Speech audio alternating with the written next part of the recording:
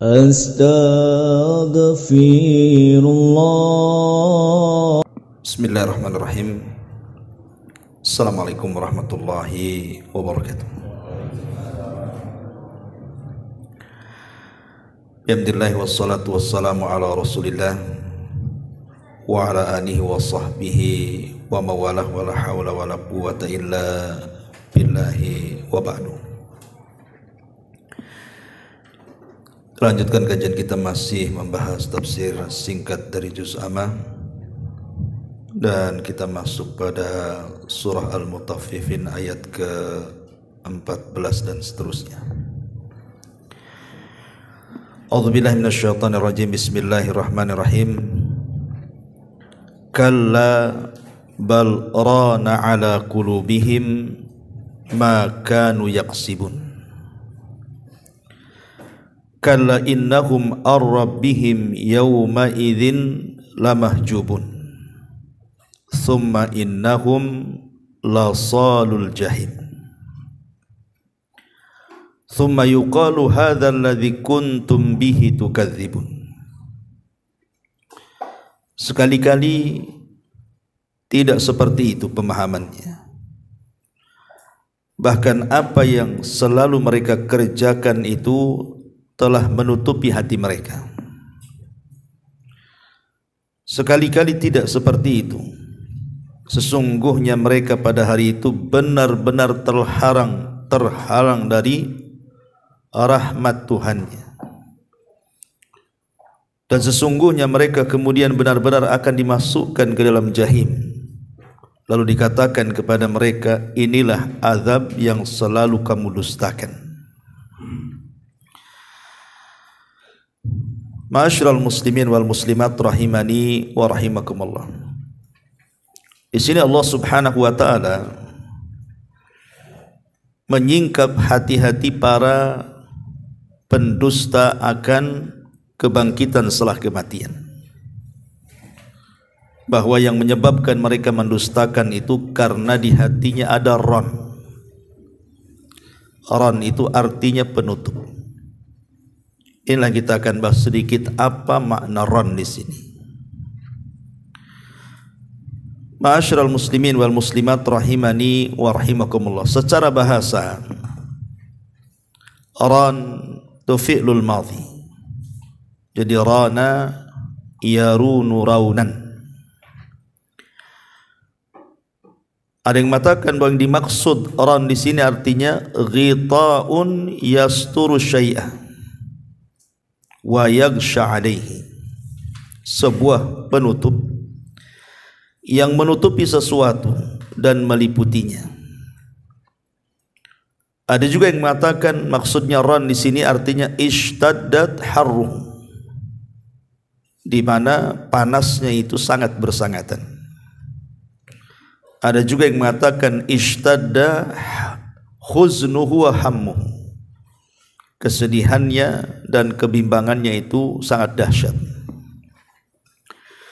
Tapi itu secara bahasa, kita tidak mengambil secara bahasa. Adapun yang dimaksud secara istilah ran, penutup hati itu, sebagaimana diucapkan oleh Imam Ibnul Qayyim Al-Zawjiyah dalam kitabnya Madarijus Salikin, Baina Manazil Iyyaka Na'budu wa Iyyaka Nasta'in. Beliau mengatakan ar-ranu huwal hijabu al-kathiful mani'u lil qalbi min ru'yatil haqqi wal inqiyadi lahu. Jadi ran itu artinya sebuah penutup yang tebal yang menghalangi hati untuk melihat kebenaran dan tunduk kepada kebenaran. Jadi ran, sekali lagi, dia adalah hijab penutup yang sangat kathib, yang sangat tebal. Al-mani'u lil qalbi, yang mencegah hati itu min ru'yatil haqqi, dari melihat kebenaran, wal inqiyadi lahu, dan tunduk kepada kebenaran. Kenapa kemudian hatinya sulit melihat kebenaran dan tidak mau tunduk kepada kebenaran? Karena sudah tertutup dengan ran tadi. Makanya hati-hati para pendusta akan kehidupan setelah kematian itu karena mereka tidak melihat kebenaran. Adapun sebabnya tentu tidak lain dan bukan karena dosa dan maksiat. Maka disebutkan oleh para ulama bi anna adh-dhunuba wal ma'asi wal ghafalat was sayyiati hiya asbab min tabaqatir rani fil qalbil abdi, bahwa dosa dan maksiat serta kelalaian dan juga perbuatan buruk itulah yang menjadikan sebab hati seseorang itu tertutup dengan ron tadi. Dan ini berdasarkan sabda Nabi sebagaimana hadis Abi Hurairah radhiyallahu an, kata Nabi SAW, innal mu'min idza adznaba dzamban, seorang mukmin itu kalau melakukan sebuah dosa, kanat nuqtatus sauda fi qalbihi, maka titik hitam akan diletakkan di hatinya. Fa in taba wa naza'a wastaghfara saqala minha, kalau dia mau tobat dan senantiasa melepaskan dosa dan terus beristighfar, maka titik itu akan dihapus dalam hatinya. Wa in zada zadat, tapi kalau makin banyak maksiat yang dilakukannya, berarti makin banyak titik hitam dalam hatinya, hatta yughallaf biha qalbuh, sampai menutup betul-betul hatinya. Fadzalika ron, itulah yang disebut dengan ron, kata Rasul. Berarti dari sini hadis Abi Hurairah radhiyallahu an, kita tahu bahwa penyebab adanya penutup dalam hati itu karena maksiat yang dilakukannya. Makanya disebutkan oleh para ulama tentang bidayatul ran, kenapa orang itu bisa memiliki ran, penutup dalam hatinya itu. Imam Mujahid Ibn Jabr, ma'ruf seorang ahli tafsir, mengatakan ketika bicara tentang bahaya ran dalam hati itu, beliau mengatakan huwa dzambu ala dzambi hatta tuhita adh-dhunubu bil qalbi wa taghshahu fayamutul qalbu. Permulaan penutup hati atau disebut dengan ran itu karena seseorang melakukan dosa di atas dosa. Adz-dzambu ala dzambi, jadi dosa ditumpuk-tumpuk sama dia, sehingga dosa yang ditumpuk-tumpuk itu akhirnya menutupi hatinya, dan juga taghsyab, meliputi hatinya. Ketika itu yang terjadi, kata Mujahid, fayamutul qalbu, matilah hati orang itu. Jadi kalau hati sudah ditutupi dosa demi dosa, maka lama-lama hati itu akan mati. Itulah yang disebut dengan ran. Permulaannya dari dosa bertumpuk dosa. Kemudian tingkatan yang kedua, kalau sudah ada ran, titik hitam yang menumpuk dalam hati itu, maka akan meningkat menjadi toba.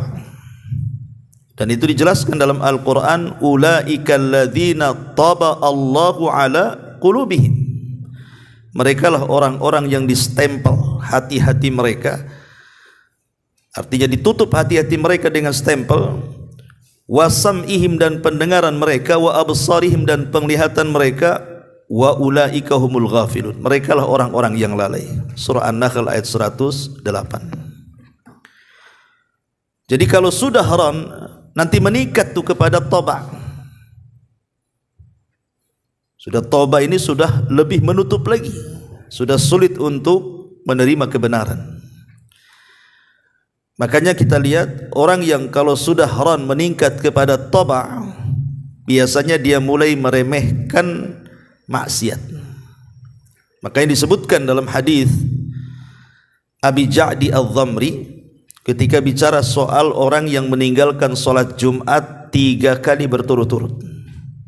Apa kata Rasul? Man taraka thalatha juma'in tahawunan biha, barang siapa yang meninggalkan sholat Jumat berturut-turut 3 hari, tidak ada uzur, taba Allahu ala qalbi, maka Allah akan tutup, betul-betul tutup hatinya tuh.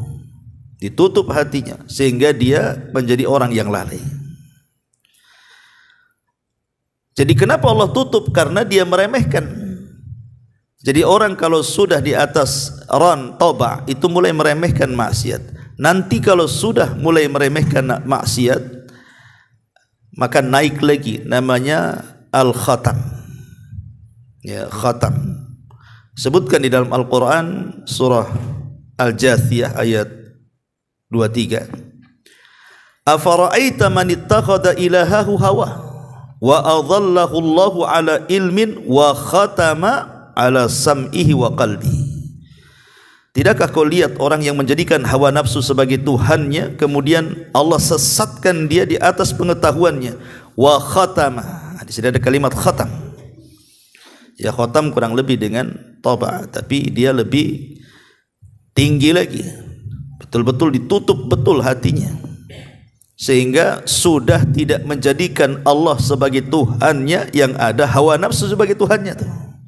Coba bayangkan, mulai dari dosa, di atas dosa menutup hatinya. Setelah itu mulai meremehkan maksiat. Setelah itu menjadikan hawa nafsu sebagai Tuhannya. Lihat tingkatan-tingkatan hati itu. Kemudian yang terakhir al-qafal. Qafal itu artinya gembok.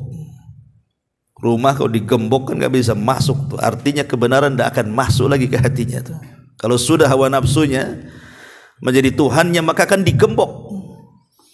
Dan itu disebutkan di dalam surah Muhammad ayat 24. Afala yatadabbaruna al-Qur'ana am ala qulubin aqfaluha. Tidakkah mereka merenungkan Al-Quran ataukah dalam hati mereka ada gembok-gembok yang menutup hatinya? Imam Mujahid Ibn Jabr mengatakan, Ar-ran aisaru minat tab'i wa tab'u aisaru minal aqfal wal aqfal asyaddu dhalik. Kata Imam Mujahid, adapun ran, penutup hati namanya ran, itu lebih mudah dibandingkan toba. Tapi toba lebih mudah dibandingkan gembok tadi. Dan gembok itu paling parah. Hati kalau sudah digembok akan sulit menerima apapun. Dia akan tolak maksiat, dia akan tolak nasihat, dia akan tolak hidayah, tidak akan masuk dalam hatinya tuh. Nih, kalau sudah seperti ini kan bahaya tuh. Ya. Berawal dari apa? Berawal dari ran. Makanya jangan remehkan ran, karena akan meningkat nantinya. Ya, menjadi toba, kemudian khatam, terakhir menjadi kafal. Na'udzubillah. Ma'asyiral muslimin yang dimuliakan Allah Subhanahu wa taala. Kita tahu bahwa setiap amal itu, setiap amal ibadah badan kita ini, itu kan madarnya kepada hati. Artinya lingkarannya itu ada di hati. Makanya kenapa Rasul mengatakan innamal a'malu biniat, kan gitu. Amal itu ditentukan dengan niat, dan niat itu ada di mana? Di hati.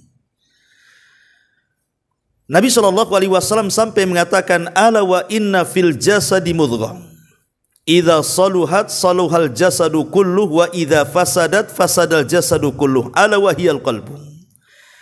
Ingatlah, dalam jasad manusia itu ada segumpal daging. Kalau dia baik, maka akan mempengaruhi kebaikan jasadnya. Tapi kalau dia jahat, maka akan membuat jahat semua jasadnya. Itulah hati. Makanya kenapa Imam Ibnul Qayyim sampai mengatakan al-qalbu kal malik. Hati itu seperti raja. Adapun al-jawarih itu junuduhu. Anggota badan itu tentara-tentaranya. Tentu tentara tidak mungkin bergerak kecuali perintah hatinya, karena dia rajanya. Artinya kalau perintahnya baik, ya anggota badannya pun akan bergerak dengan kebaikan. Tapi kalau perintahnya buruk, pasti anggota badannya pun akan bergerak kepada keburukan. Ketika hati mengatakan pandang yang halal, tentu dia tidak mungkin memandang yang haram. Ketika hati mengatakan dengarkan yang berpahala, tidak mungkin dia mendengarkan yang dosa. Ucapkan yang santun, tidak mungkin dia mengucapkan kalimat kasar. Karena memang yang menggerakkan itu semua hati. Kecuali kalau dia munafik. Kalau munafik kan beda antara hati dengan ucapan, kan itu ya. Ngomong beda dengan apa yang dalam hatinya. Tapi kalau dia seorang mukmin, Tidak mungkin bertukar. Makanya kenapa anggota badan itu rata-rata dua. Mata dua, telinga dua, lubang hidung dua, tangan dua, kaki dua, tapi mulut satu. Kenapa mulut satu? Karena mulut ini penerjemah hati, dan hati juga satu. Ya, hati satu, mulut satu. Karena lisan ini penerjemah masalahnya, tapi mata kan dua, telinga juga dua, tangan juga dua, kaki dua. Lah hikmahnya kenapa lisan kita cuma satu? Karena lisan itu dijadikan penerjemah, juru bicaranya apa yang tersimpan dalam hati kita. Tapi semua madarnya itu ada dalam hati kita. Lingkaran-lingkaran amal soleh itu ataupun keburukan semua ditentukan dengan hati. Makanya kenapa kemudian di antara penyakit ron ini bisa mengakibatkan kepada qaswatul qalbi. Orang kalau sudah tertutup hatinya, biasanya akan mengeras tuh hatinya. Dan di antara bentuk-bentuk keras hati itu, pertama, at-takassul anit ta'ah. Mulai dia malas untuk melakukan ketaatan. Kalau kita mulai malas sholat, malas ngaji, malas untuk beribadah, berarti mulai keras tuh hati itu. Kemudian yang kedua, adamut ta'athur bi ayatil Quran wal mawaid war raqaiq. Tidak terpengaruh dengan bacaan-bacaan Quran. Kayaknya sama aja dengan musik, dengar Quran sama aja kayaknya. Enggak bergetar juga hati ini. Atau ketika mungkin ada ceramah-ceramah soal neraka dan sorga, tak takut juga dia. Ya biasa saja. Jadi hatinya itu tidak tergerak sama sekali itu. Itu hati kalau tidak tergerak dengan bacaan Quran, tidak tergerak dengan ceramah-ceramah, dengan nasihat-nasihat, wejangan-wejangan yang melembutkan hati. Ingat, Al-Quran itu fadzakir bil Quran man yakhafu wa'id, kata Allah. Ingatkan mereka dengan Quran supaya mereka takut. Artinya kalau tidak takut berarti tidak bisa diingatkan tuh. Ya. Hatinya keras tuh. Ya. Kemudian yang ketiga, ta'alluquz zaid bid dunya. Ketika hati ini lebih mengejar dunia, lupa dengan akhirat, itu mulai keras hatinya tuh. Ya. Kemudian yang keempat, dha'fu ta'zimillahi azza wajal, lemahnya ketika mengagungkan Allah. Ketika mendengar suara adzan Allahu Akbar ya biasa saja. Tapi kalau orang paham bahwa kalimat akbar ini maknanya Allah lebih besar dari seluruh makhluknya, timbul pengagungan dia kepada Allah. Kemudian yang kelima, al-wahsyatu al-mudlimah, perasaan takut yang berlebihan. Takut soal kehidupan dunia, tentunya bukan takut akhirat ya. Takut karena apa yang besok nasibnya gimana, nasib anaknya gimana, nasib keluarganya di mana. Oh, pokoknya hanya dipikirkan itu soal ketakutan-ketakutan yang tidak berdasar. Padahal rizki manusia itu sudah ditanggung. Lah 5 perkara ini kata para ulama itulah di antara madzahir qaswatul qalbi, itu pengaruh daripada kerasnya hati. Adapun sebabnya, tentu kan keras hati itu ada sebabnya. Yang menjadikan orang itu keras hatinya tertutup dengan ron tadi itu. Pertama, kathratu irtikabil ma'asi wal muharramat. Kata ulama, karena banyaknya melakukan kemaksiatan. Sebagaimana hadis tadi, kalau seorang hamba mukmin melakukan kemaksiatan, kemudian dia bertambah kemaksiatannya, faida zadat kata Rasul. Kalau dia bertambah maksiatnya berarti bertambah titik hitamnya. Ya. Itulah yang kemudian Allah katakan kallabal rana ala qulubihim. Kemudian yang kedua, al-ghaflah. Ghaflah itu lalai.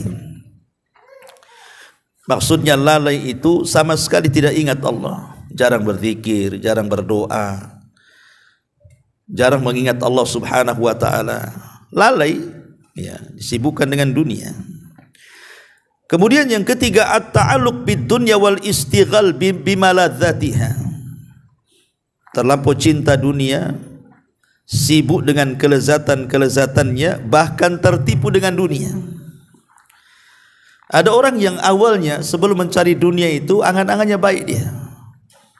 nanti kalau saya kaya, saya akan kuasai harta itu, kemudian saya akan bangun ini, bangun itu, bantu pesantren ini, pesantren itu, masjid ini, masjid itu, yayasan panti asuhan ini, panti asuhan itu, dan begitu seterusnya. Ada orang-orang yang cita-citanya bagus tuh. Dia kira dia kalau diberikan dunia dia bisa menguasai dia. Rupanya setelah dunia didapat dia, terbalik, dunia menguasai dia. Akhirnya dia yang disiksa dengan dunia jadinya.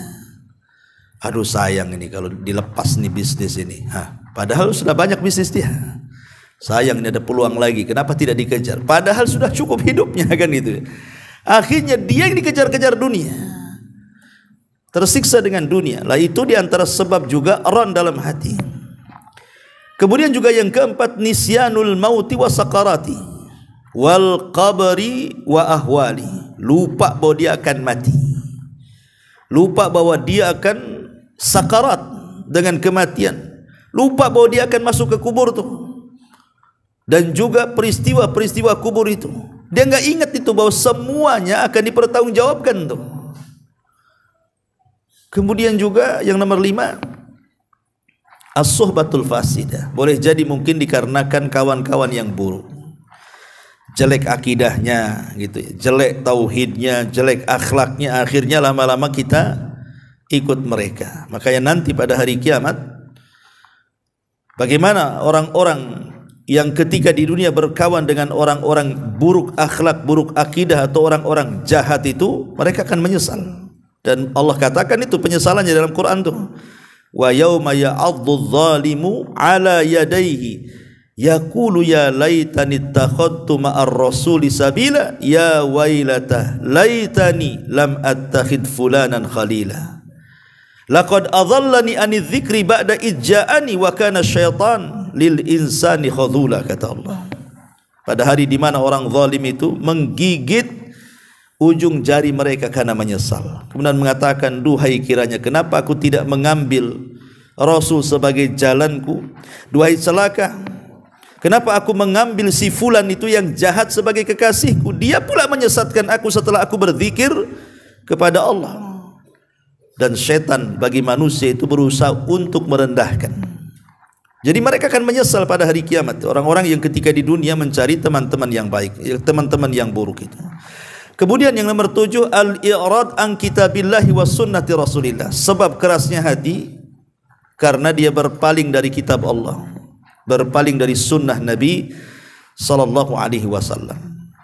Makanya Allah mengatakan, wa man adlamu mimman dzukira bi ayati rabbih fa a'rada anha wa nasiya ma qaddamat yadah inna ja'alna ala qulubihim akinnatan an yafqahuhu wa fi adanihim waqra. Siapakah yang lebih zalim, kata Allah, dibandingkan orang yang disebutkan ayat-ayat Rabbnya, tiba-tiba dia berpaling pula.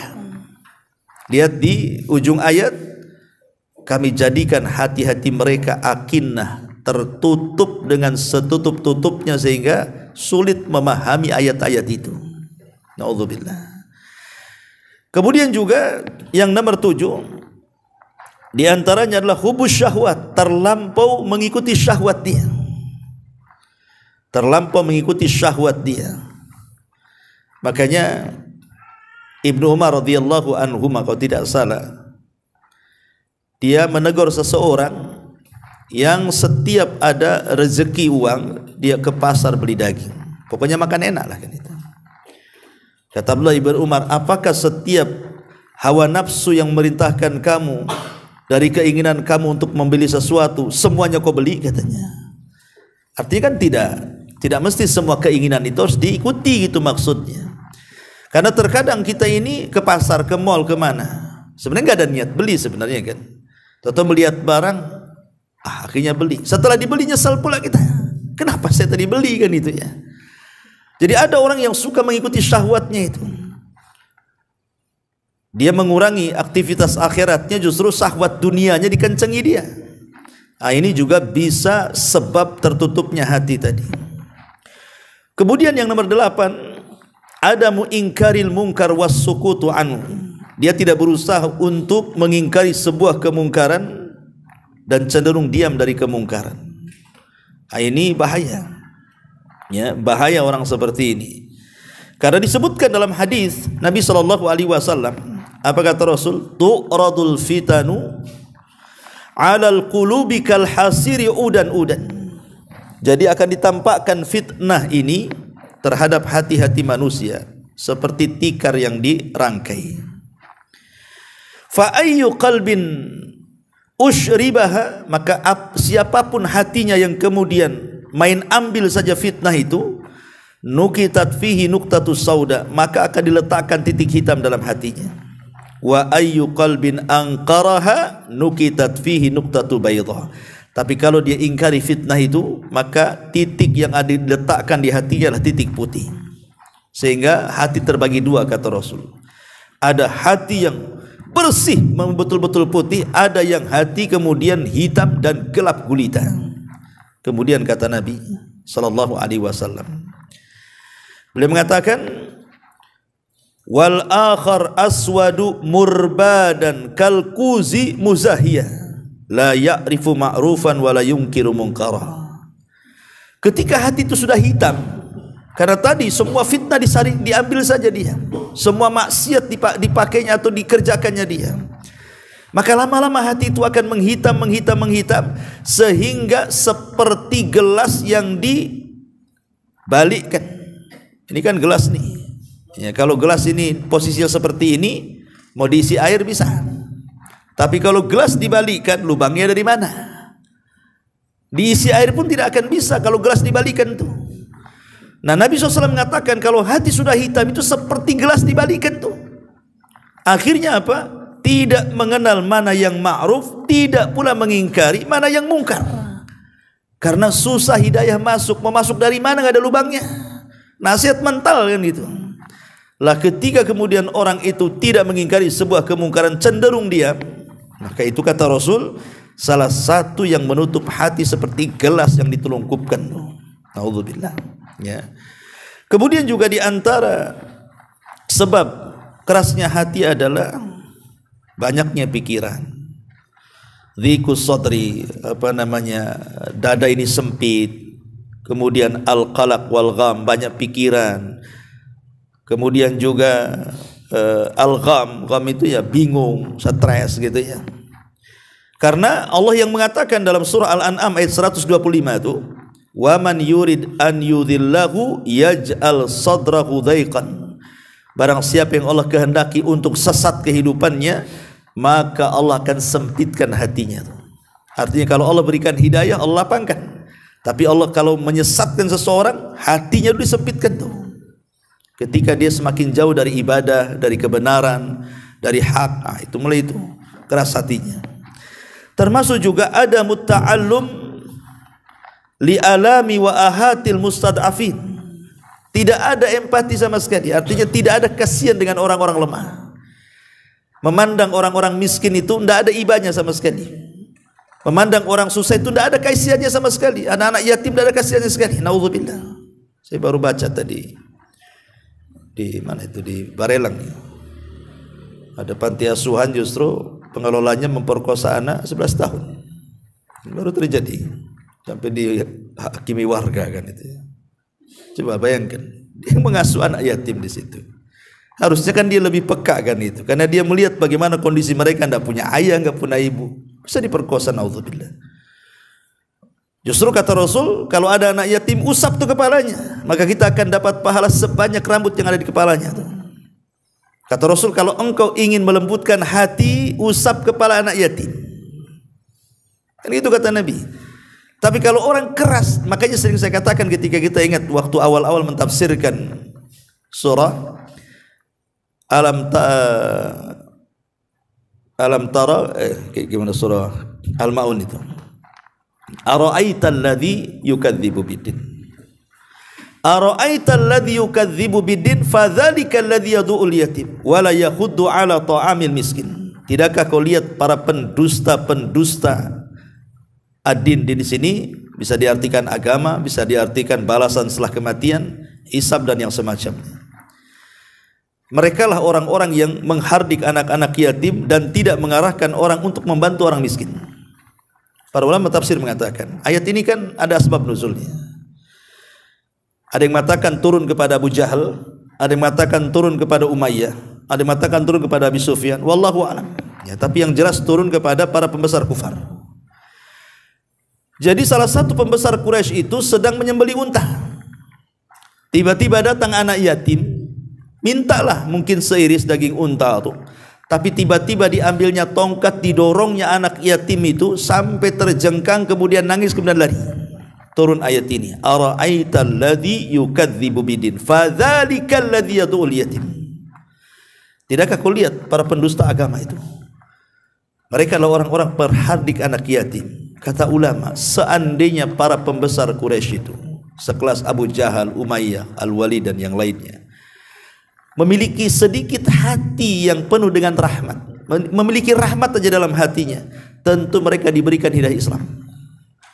Tapi ketika rahmat dicabut dalam hati mereka, tidak ada kasih sayang dalam hati mereka, keraslah hati mereka, disitulah hidayah susah masuk ke dalam hati mereka. Bukti keras hati mereka menghardik anak yatim, tidak membantu fakir miskin, dan mereka wayamnaunal maun, tidak mau berkongsi dengan tetangganya, bakhil. Ya. Makanya dari sini ikhwatul fiddin bahwa penyebab kerasnya hati itu karena tidak ada perasaan kasihan dengan orang-orang susah. Nah, ini juga salah satu penyebabnya. Termasuk juga adamul mubalah bi awamirillahi wa adamul mubadarati ila taatillah. Tidak peduli dengan perintah-perintah Allah. Bahkan tidak bersegera untuk melaksanakan ketaatan kepada, pokoknya enggak peduli. Ada kan orang enggak peduli. Salatlah, kan salat wajib. Nanti aja lah. Enggak peduli dia. Disuruh salat pun tak mau. Jelas itu bukan perintah kita, Al-Quran yang memerintahkan kan. Enggak peduli. Ada orang menasihati untuk ibadah padahal itu wajib bagi dia, fardhu ain, tidak bisa diwakilkan. Seperti puasa, salat itu kan tidak bisa diwakilkan. Kita sendiri yang beribadah kan.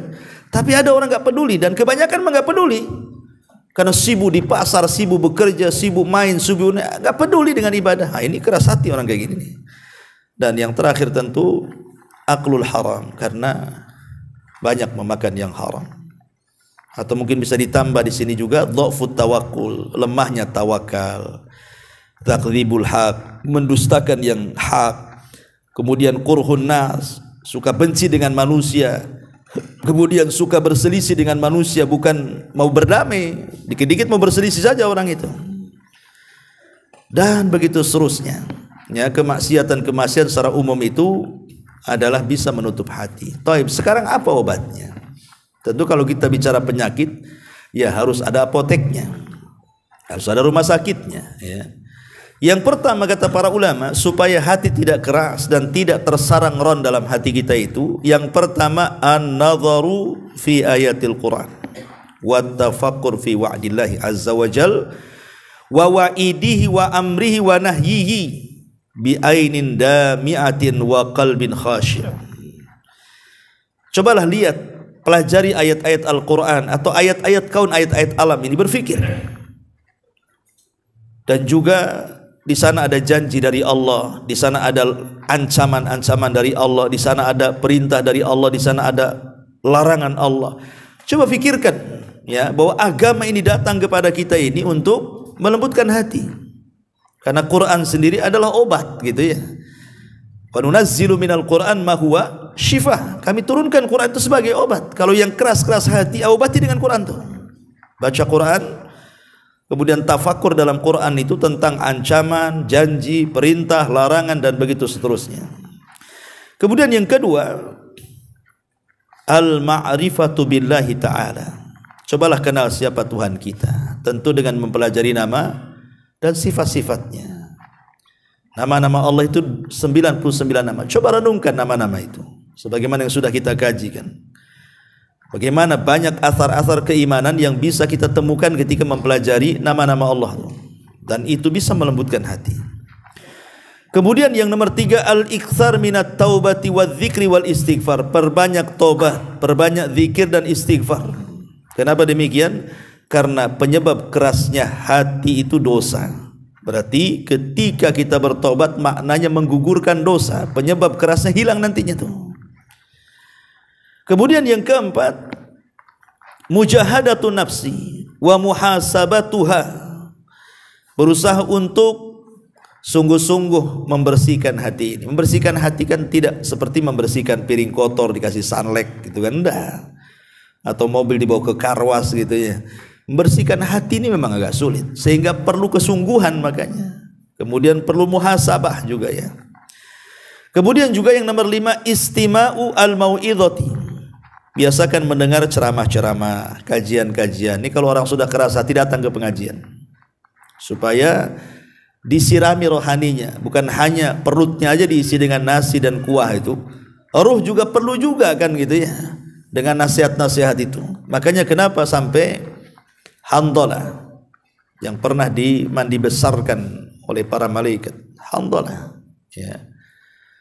Handalah ini bapaknya kafir, tapi anaknya dimandikan para malaikat ya, artinya bukan mengeluarkan dari terang, makin terang dari kegelapan ke keterangan. Bapaknya kafir tapi dia dan musuh Nabi itu bapaknya Handalah, tapi anaknya menjadi sahabat Nabi. Abu Jahal memusuhi Nabi, anaknya Ikrimah menjadi pejuang Nabi. Al-Walid ibn Mughirah dengan kekayaannya berusaha untuk menghalangi dakwah Nabi sampai mati, sampai turun surah Al-Mudaththir. Tapi anaknya Khalid ibn Walid menjadi pedang Allah kan itu ya. Terkadang begitu, dikeluarkan dari yang mati orang hidup, tapi ada juga dikeluarkan orang yang hidup pula, anak-anaknya mati pula karena nggak ada pendidikan ya. Jadi berusaha untuk mendengar. Kata Handalah kepada Abu Bakar, wahai Abu Bakar, aku ini kalau hadir di majelis Nabi, seolah-olah surga itu ada di pelupuk mataku katanya, seolah-olah neraka juga sama ada di pelupuk mataku. Aku bisa berlinang air mata, tapi kalau aku sudah jadi jauh dari pengajian, lupa tuh dengan surga neraka itu, seolah dongeng Nabi saja itu katanya. Apakah saya munafik? Begitu kata Handalah. Kata Abu Bakar, kok sama kita ini? Aku juga sama. Aku kalau duduk di majelis Nabi itu, kalau Rasul cerita surga, kayaknya surga depan mata. Kalau cerita neraka, rasanya neraka juga depan mata. Tapi kalau sudah aku sibuk dengan berniaga, lupa pula tuh surga neraka itu. Apa kita berdua munafik katanya? Kalau gitu kita datang kepada Nabi, coba kita tanyakan. Maka ditanyakanlah perkara itu. Apa kata Nabi SAW? Tidak, itu bukan munafik, wajar seperti itu. Tetapi kata Rasul, ya Handalah, walakin ya Handalah sa'atan sa'ah, kata Rasul. Tapi Handalah, tolonglah kau bagi waktu. Kadang ngaji, ya kadang sibuk dunia. Kadang ngaji, kadang sibuk dunia. Begitu maksudnya ya. Sebab kalau antum los gitu saja ngaji, lama-lama keras hati, futur itu nanti. Karena yang membangkitkan semangat orang hidup itu di pengajian, di mana lagi. Makanya sampai-sampai kemudian dikatakan oleh para ulama itu, carilah hatimu di 3 tempat. Carilah hatimu di 3 tempat. Salah satunya apa? Cari di pengajian hatimu. Salah satu yang disarankan para ulama adalah cari hatimu di pengajian, di majelis-majelis zikir, majelis-majelis ilmu, karena itu yang bisa menghidupkan hati. Ma'asyiral muslimin wal muslimat rahimani wa rahimakumullah. Kemudian juga yang bisa melembutkan hati adalah ziaratul marada, kunjungi orang sakit. Kita juga akan sama seperti itu. Sehingga apalah yang perlu dibanggakan lagi? Sehebat apapun manusia pasti akan sakit. Tidak sakit parah ya, sakit ringan, tapi semua pasti tersentuh dengan sakit ya. Kemudian juga kalau kurang juga setelah mengunjungi orang sakit, ziarah kubur. Kata Nabi SAW, ziarah kubur itu bisa melembutkan hati. Kenapa? Karena kita diingatkan dengan kematian. Makanya ketika mengucapkan salam saja, kita katakan apa? Assalamualaikum ya ahlad diyar minal mu'minina wal muslimin wa inna bikumul lahikun nas'alullahu lana walakumul afiyah, kata Rasul. Nas'alullah wa inna bikumul lahikun. Di situ syahidnya. Kami juga akan menyusul kalian loh. Akan menyusul kalian. Makanya di antara kerasnya hati itu, kalau orang lewat kuburan kok tidak mengucapkan salam, itu keras hatinya tuh. Ya, kan di Batam ini rata-rata kuburan pinggir jalan ya kawan. Ya, jadi kecuali kalau di Tamiang agak repot karena di pinggir jalan kuburannya orang-orang bukan orang muslim ya. Kita ngebut aja lah kan di situ.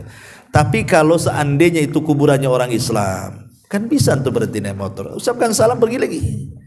Ya. Antum dapat pahala di situ. Apalagi sempat-sempatnya untuk mendoakan, ya Allah ampunilah orang sak kuburan ini. Satu kuburan itu isinya 1000 orang. Antum naik motor dapat pahala 1000 orang tuh. Bagaimana enak itu sebenarnya cari pahala itu kalau orang cerdas ya. Ma'asyiral muslimin yang dimuliakan Allah Subhanahu wa taala. Disebutkan oleh siapa di sini? Abdullah ibn Umar ibn Khattab radhiyallahu an yang terdapat dalam Sunan Al-Baihaqi. Ya. Kata Nabi sallallahu alaihi wasallam, inna hadhihi al-quluba tasda kama yasda al-hadid idza asabahu al-ma. Ingat, hati-hati manusia itu terkadang bisa berkarat seperti karatnya besi apabila tersentuh air. Kemudian dikatakan, kila ya Rasulullah wa majalauha. Kalau begitu bagaimana cara membersihkan karat-karat besi itu yang dalam hati itu? Maka Rasul mengatakan, kathratu dzikril mauti wa tilawatil Quran. Perbanyak mengingat kematian dan perbanyak baca Quran. Ini nasihat Rasul. Ya, ini langsung Rasul yang mengatakan bagaimana cara membersihkannya hati yang berkarat itu seperti besi yang berkarat karena air itu. Maka Rasul mengatakan perbanyak ingat mati. Karena orang ingat mati itu akhirnya apa? Dia tidak mungkin taswib, melambat-lambatkan tobat, dia akan mati. Tidak mungkin melambat-lambatkan amal soleh. Sebab kalau seandainya dia mati tidak banyak amal soleh, apa yang dihadapkan di hadapan Allah? Tidak mungkin malas-malas orang itu. Kalau ingat mati, biasanya yang taswib tobatnya dengan lagunya nanti-nanti itu biasanya karena tidak ingat mati. Kapan lo tobat? Nanti. Nantilah habis haji. Habis haji pun tak tobat juga. Makin jadi. Jadi kata Nabi SAW, di antara obatnya kathratu dzikril mauti. Dengan cara apa? Ziarah kubur kan gitu. Gimana lagi? Atau umpamanya ada orang kematian datang. Walaupun kita hanya menyolatkan, syukur-syukur kita memfardu kifayahkan, melihat langsung jenazah itu kan. Tapi betapa banyak orang-orang yang dia pula yang memandikan, mengkafankan, menyolatkan, menyuburkan, pulang tuh ndak ingat mati, itu heran tuh. Ada orang kayak gitu tuh. Yang lebih parah lagi, saya itu pernah negor orang di kuburan tuh. Dia penggali kuburan, hari-hari gali kuburan. Jadi pas waktu datang azan, jadi saya ngomong sama dia itu, Pak, nggak sholat Pak? Ah, Bapak aja lah sholat katanya. Hari-hari dia gali kuburan.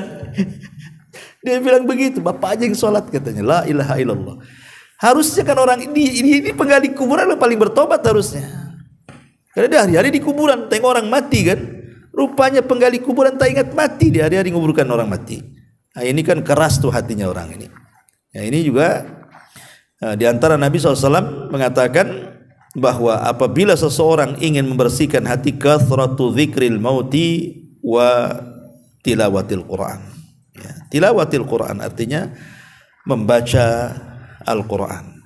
Lah inilah diantara makna ran dalam ayat ini, kalla bal rana ala qulubihim ma kanu yaksibun. Sekali-kali jangan seperti itu. Bahkan apa yang selalu mereka kerjakan itu telah menutupi hati mereka. Dan hati ini kan macam-macam. Ada hati yang hidup, itulah disebut dengan qalbun salim. Hati yang selamat. Yang Allah Subhanahu wa taala katakan, al-yauma la yanfa'u malun wala banun illa man atallaha biqalbin salim. Pada hari di mana harta dan anak-anak tidak akan manfaat di hadapan Allah kecuali orang yang datang membawa hati yang selamat. Itulah hati yang hidup. Tapi di sana ada hati yang mati. Hati yang mati berawal dari hati yang sakit. Kan hati tiga kan? Hati yang selamat, hati yang sakit, hati yang mati. Ya. Hati yang sakit ya hatinya orang-orang munafik. Hati yang sakit hatinya orang-orang kafir. Nah, makanya kemudian pembagian-pembagian hati yang disebutkan para ulama dalam rangka tazkiyatun nafas ini penting supaya kita bisa mengukur hati kita ini masuk ke yang mana gitu ya. Tapi yang jelas bahwa inti daripada ran dalam ayat 14 surah dari Al-Mutaffifin ini, kenapa terjadi ran penutup hati? Karena mereka menumpuk-numpuk dosa di atas dosa. Jadilah kemudian ran titik-titik hitam yang menumpuk di situ sehingga menjadi keras hati manusia. Dan Allah mengatakan kalla innahum ar-rabbihim yawma idzin lamahjubun. Sekali-kali tidak begitu. Sungguh mereka pada hari kiamat benar-benar terhalang. Sebenarnya tafsir mengatakan maksudnya terhalang di sini artinya terhalang dari melihat wajah Allah. Allah Subhanahu wa taala, kita tahu bahwa pertemuan kita dengan Allah itu 4 kali sudah saya jelaskan. 2 di dunia dan 2 di akhirat. 2 pertemuan di dunia tidak memandang Allah, tapi kita akan berjumpa dengan Allah. Tapi 2 pertemuan di akhirat, dua-duanya kita akan melihat wajah Allah. Adapun pertemuan kita di dunia yang pertama ketika salat. Makanya Allah Subhanahu wa taala mengatakan ketika bicara soal salat, wa innahu lakabiratun illa 'alal khashiin. Bahwa salat itu berat kecuali bagi orang yang khusyuk. Siapa orang yang khusyuk di sini? Alladzina yadhunnuna annahum mulaqu rabbihim. Orang-orang yang dalam hatinya dipenuhi dengan keyakinan dia sedang berjumpa dengan Rabb-nya. Jadi orang yang khusyuk itu seolah-olah dia sedang berjumpa dengan Allah, gitu maksudnya. Karena dalam salat itu kan terjadi dialog antara kita dengan Allah. Ketika kita baca surah Al-Fatihah itu, di situ ada dialog di situ. Ketika kita akan mengatakan alhamdulillahirabbil alamin, Allah jawab hamidani abdi. Ketika kita mengatakan Ar-Rahman Ar-Rahim, Allah jawab asna alayya abdi. Ketika kita mengatakan Maliki Yaumiddin, Allah mengatakan apa? Majjadani abdi. Terus setiap surah Fatihah itu ada jawabannya dari Allah itu. Kita sedang berdialog sebenarnya di situ. Ya. Ini yang pertama. Yang kedua, indal maut, saat kematian. Ketika ruh kita diangkat ke langit, kemudian melintasi langit pertama, kedua, ketiga sampai ketujuh dan melintasi langit ketujuh, di situ kita akan berjumpa dengan Allah. Tapi tidak bisa memandang wajah Allah karena kan belum kiamat, masih di dunia, cuman di alam barzah saja.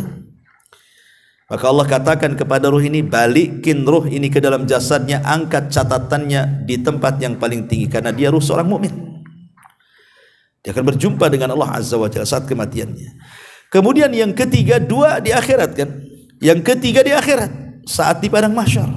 Wa jaa rabbuka wal malaku saffan saffa. Akan datang Rabbmu sementara malaikat berbaris-baris.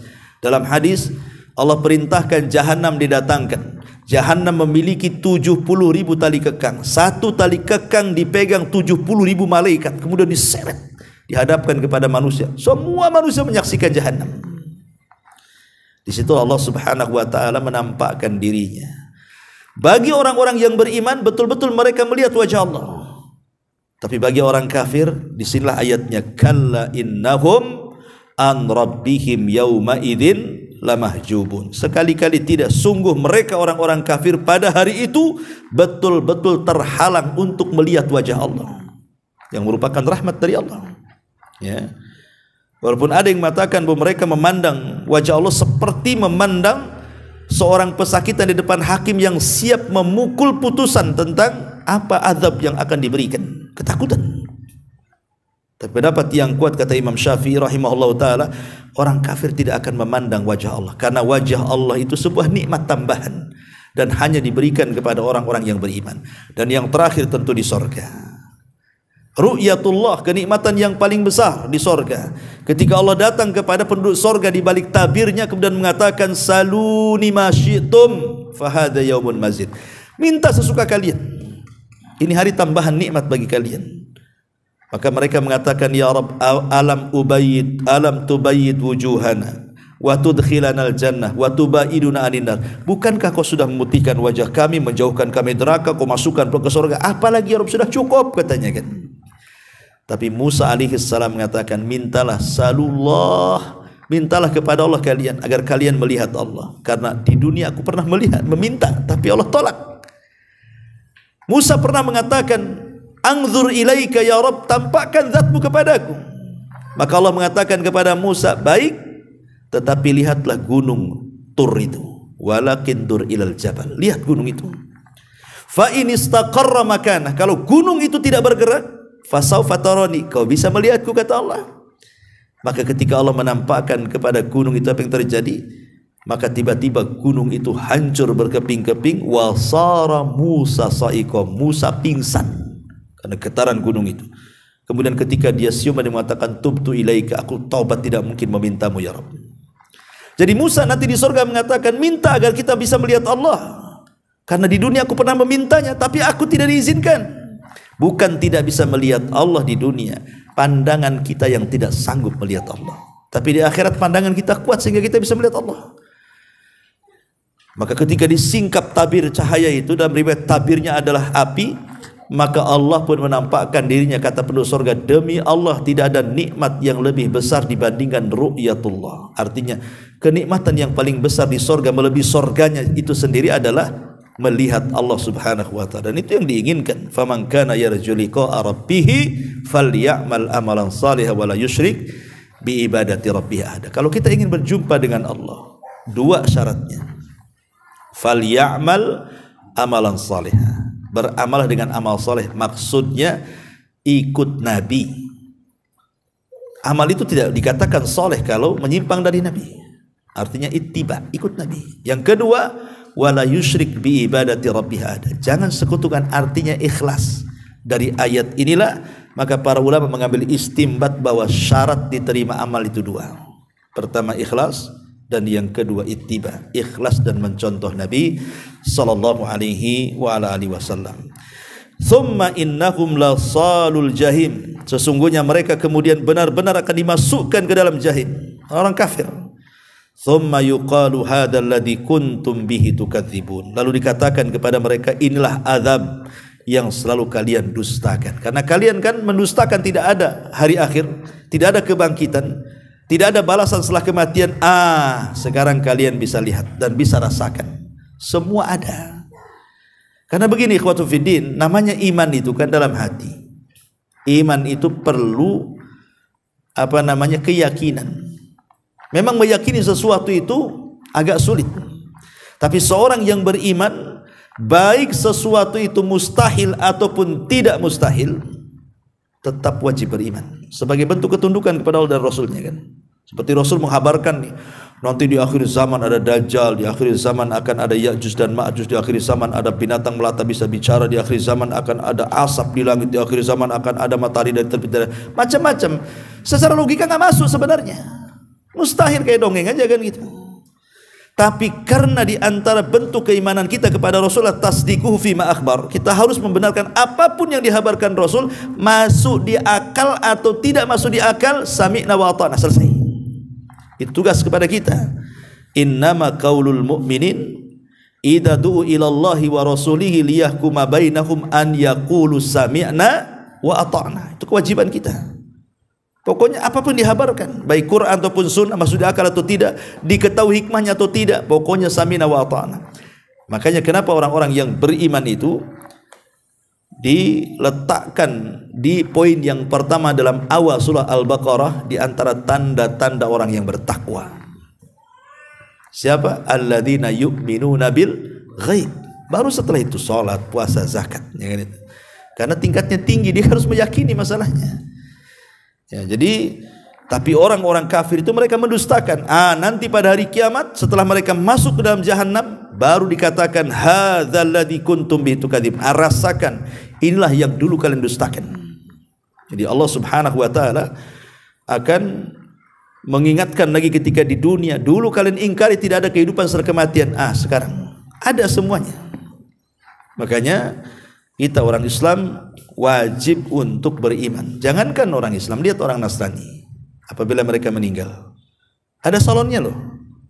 Orang Nasrani itu ada salonnya kan, salon kematian kan, pakai jas, pakai parfum, cantik-cantikin kan, masukkan ke peti gitu ya. Kemudian ditaruh baik-baik. Kenapa? Karena mereka yakin juga ada kehidupan setelah kematian kan. Kalau mereka tidak yakin kehidupan, ngapain campakkan aja lah kan gitu. Udah jadi bangkai. Kenapa dibagus-bagusin pula kan itu? Berarti mereka juga yakin sebenarnya ada kehidupan setelah kematian. Tapi ada orang-orang yang mengingkari tidak ada kehidupan kematian. Kita hidup dan mati itu hanya waktu saja katanya. Itu disebut dahriyun namanya. Atau dikenal dengan ateis. Orang yang mengingkari adanya Tuhan, apalagi kehidupan setelah kematian. Wallahu a'lam bishawab. Sudah bismillah. Ada manfaatnya. Tapi sebelum saya tutup, kalau ada yang bertanya silakan. Enggak ada, alhamdulillah. Subhanakallahumma bihamdika asyhadu an la ilaha illa anta astaghfiruka wa atubu ilaik. Allahu taala alam. Assalamualaikum warahmatullahi wabarakatuh.